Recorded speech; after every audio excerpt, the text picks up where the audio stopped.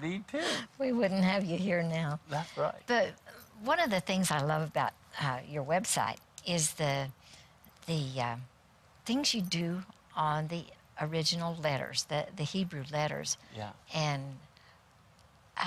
maybe you could just take a few minutes to tell us about the first word of the Torah. Oh, you saw that one, did you? That is so Isn't that incredible? You saw that. It is. Well, you know how in Revelation, and I believe this is also in one of my teachings, so the people that are watching GLC will be able to get the DVD of this from GLC that I've done here.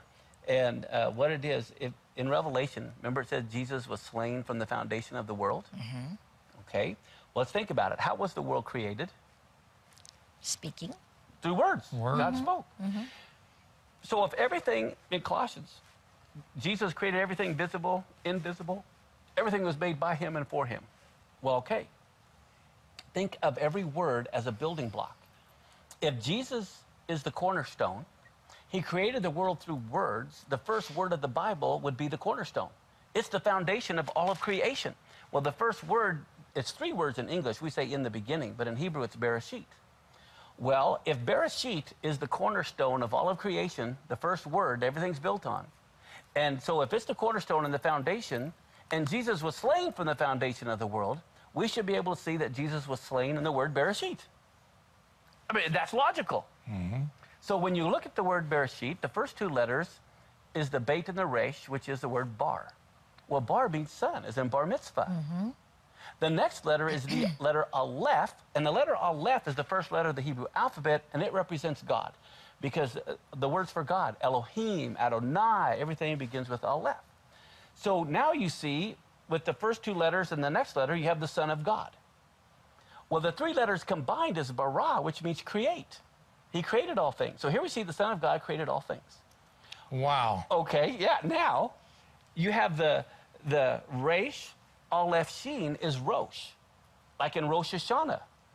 And that means head. Mm-hmm. And so here we have the Son of God who created all things, head. Well, the last 3 letters of Beireshit, the Shin Yod Tav, spells the word for thorns.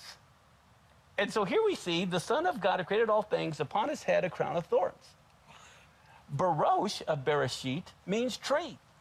So here we see the Son of God who created all things, upon his head a crown of thorns, and he's hung upon a tree. That's still in that one word. Yeah, that's not changing any letters. That's all looking right at that word. Now, Reshit means first fruits. He was the first fruits of the resurrection. Mm-hmm. Bar not only means son, it also means grain.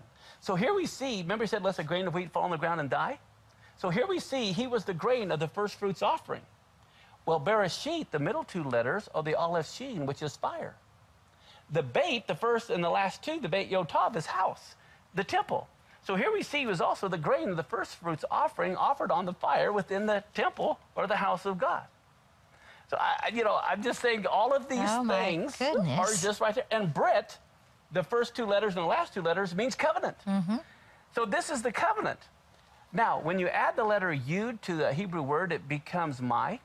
So here we have the Beit Resh, which is son.